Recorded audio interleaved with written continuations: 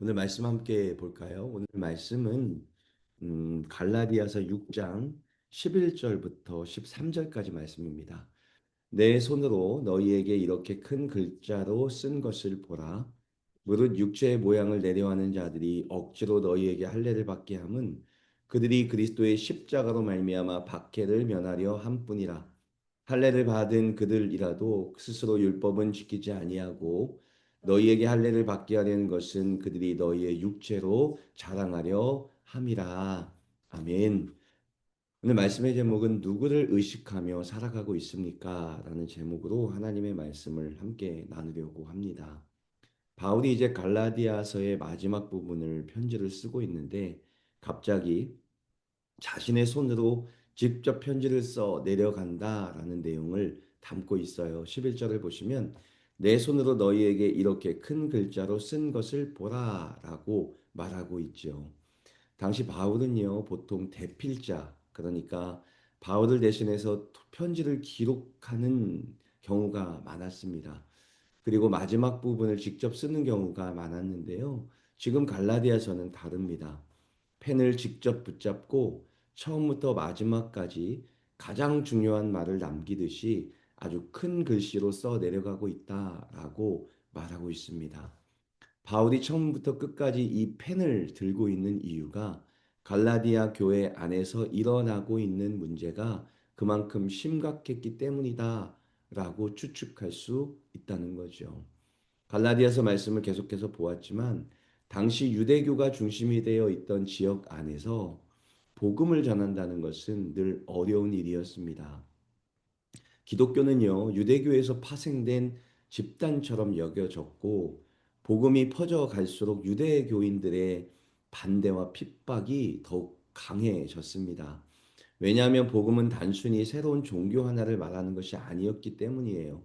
복음은요, 유대인들이 가장 중요하게 붙들고 있었던 기반 자체를 흔들어 놓았습니다. 율법을 지켜서 의롭게 된다는 세계에서 살아가는 유대인 사이에서 바울이 소리쳤던 것은 이런 겁니다. 사람은 율법의 행위로 의롭게 되는 것이 아니라 오직 예수 그리스도를 믿는 믿음으로 구원을 받는다라고 말하는 거죠. 이 말은 곧 아무리 율법을 열심히 지켜도 그것으로는 구원을 얻을 수 없다라는 뜻을 가지고 있어요. 즉 유대인들이 믿는 율법 준수와 할례를 받는 것으로는 구원에 절대 이를 수 없고 사망에 이른다라고 선포하고 있었다는 거죠. 그러니 당연히 충돌이 일어날 수밖에 없었습니다. 복음은요, 당시 사람들에게 너무도 불편한 이야기였습니다. 십자가에 달린 메시아를 말하는 것은 실패에 가까운 구원 이야기에 초점이 맞춰져 있다는 것을 말하는 것이고, 율법 없이 구원을 얻는다라고 말하는 것은 율법을 잘 지키는 유대인 사이에 어떤 전쟁을 일으키는 말과도 같았습니다. 또한 이방인도 하나님의 백성이 될 수 있다라는 말은 개 취급받던 사람들인 이방인들이 유대인과 똑같이 구원받을 수 있다라는 것으로 거부감을 줄 수 있었다는 거죠. 이것은 유대인들에게 굉장히 위험하고 받아들이기 어려운 메시지였습니다. 그래서 복음을 전하던 그리스도인들은 자연스럽게 핍박의 대상이 되었다는 거죠. 그런데 문제는 시간이 지나면서 어떤 사람들이 이런 말을 하기 시작했습니다. 예수님을 믿는 것은 맞다. 하지만 그래도 할례는 받아야 하지 않겠느냐? 라는 말이 예수님을 믿는 교회 안에서 생겨나기 시작했습니다. 이런 말이 돌아다니는 이유는 사도 바울이 말하기를 유대인들에게 미움받고 싶지 않았기 때문이다라고 얘기해요. 유대인들에게서 오는 핍박을 피하기 쉽었기 때문에 십자가도 붙들고 살아가지만 우리는 할례를 받아서 이 환란에서 벗어나자라고 이야기를 했고 그것이 어느 정도 교회 안에서 통했던 것 같습니다. 12절 말씀을 보세요. 무릇 육체의 모양을 내려하는 자들이 억지로 너희에게 할례를 받게 함은 그들이 그리스도의 십자가로 말미암아 오는 박해를 면하려 함이라라고 이야기하고 있죠. 십자가 때문에 오는 두려움을 피하기 위해서 할례를 받고 그렇게 함으로 인해서 유대인들이 주는 핍박을 벗어나고자 그들은 할례라는 위험한 선택을 했다라고 말을 하고 있습니다. 그런데 사실 이 말씀을 읽으면서도 우리의 삶이 들여다 보였습니다. 예를 하나 들어볼게요. 여러 사람들과 함께 식사하는 자리에 들어갔다고 한번 생각해 보십시오.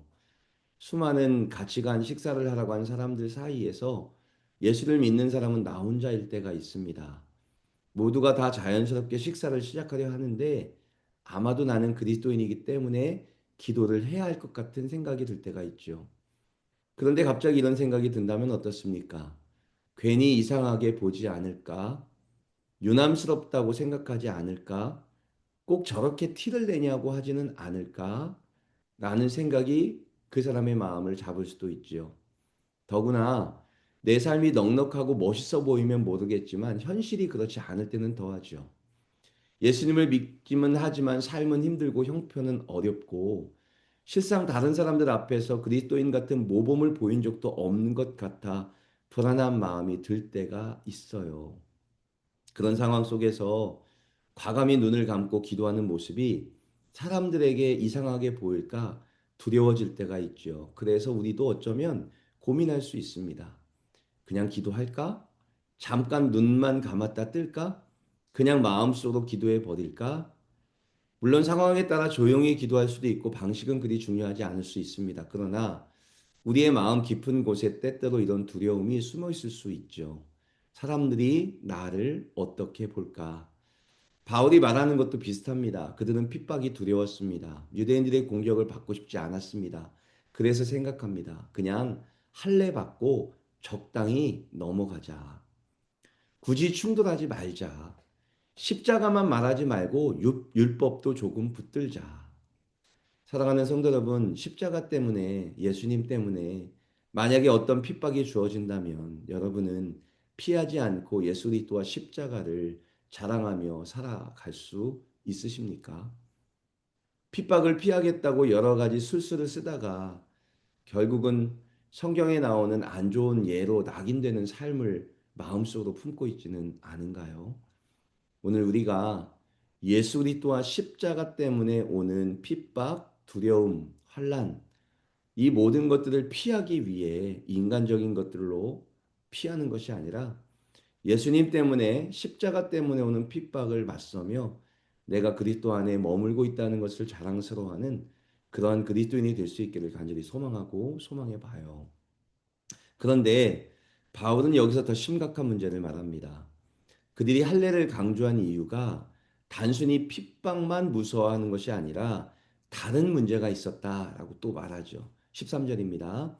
할례를 받은 그들이라도 스스로 율법은 지키지 아니하고 너희에게 할례를 받게 하려 하는 것은 그들이 너희의 육체로 자랑하려 함이라라고 이야기를 하죠.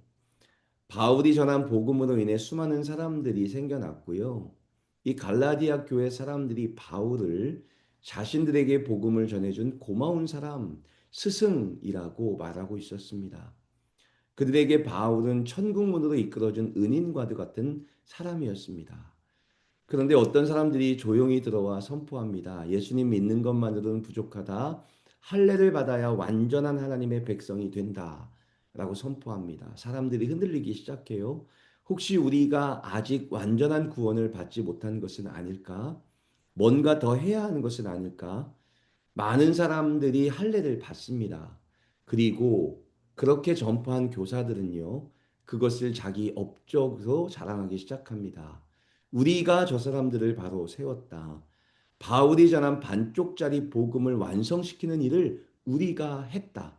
우리가 갈라디아의 사람들을 진정한 하나님의 백성으로 만들어 냈다라면서 마치 자신이 갈라디아 교회를 세운 양, 그 사람들을 예수 그리스도의 십자가로 끌어낸 양 자랑하기 시작한다는 거죠.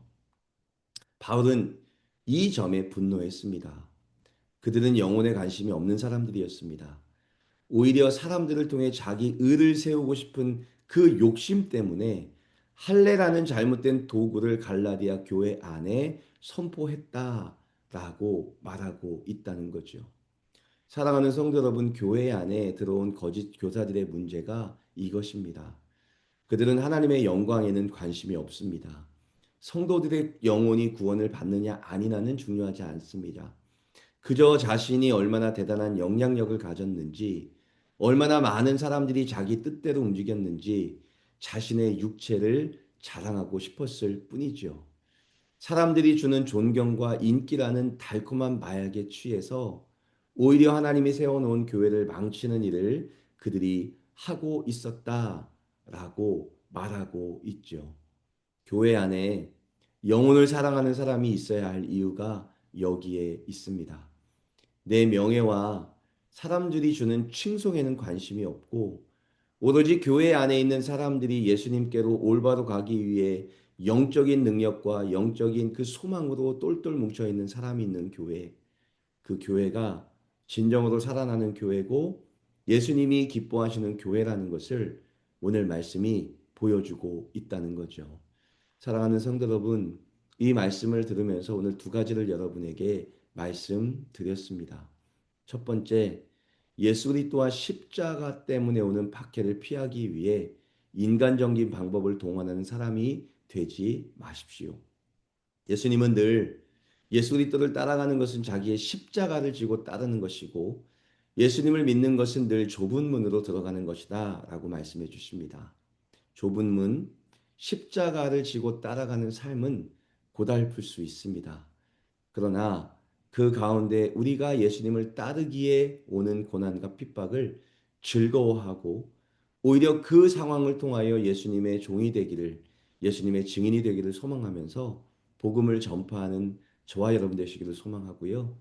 두 번째는 우리가 교회에서 우리의 영향력을 발휘하는 것이 우리의 이름과 우리의 명예와 사람들이 주는 칭찬에 목말라 하는 것이 아니라 한 영혼을 예수님께로 올바르게 전달하기 위해 예수 그리스도의 십자가 앞으로 데려가기 위해 애쓰고 수고하는 것이 우리의 노력이 되기를 소망하면서 하나님 오늘도 예수 그리스도의 십자가 앞에 서서 하나님의 영광만을 위해 살아가는 죄가 되게 달라고 함께 기도하며 나가는 시간이 되었으면 좋겠어요. 우리 교회가 이렇게 영혼을 사랑하는 사람들이 모인 교회가 되기를 소망하고 한 영혼을 예수님께로 데려가기 위해서 날마다 애쓰고 수고하는 그런 자들이 머무는 교회가 될 수 있기를 위해서도 함께 기도하며 나갔으면 좋겠습니다.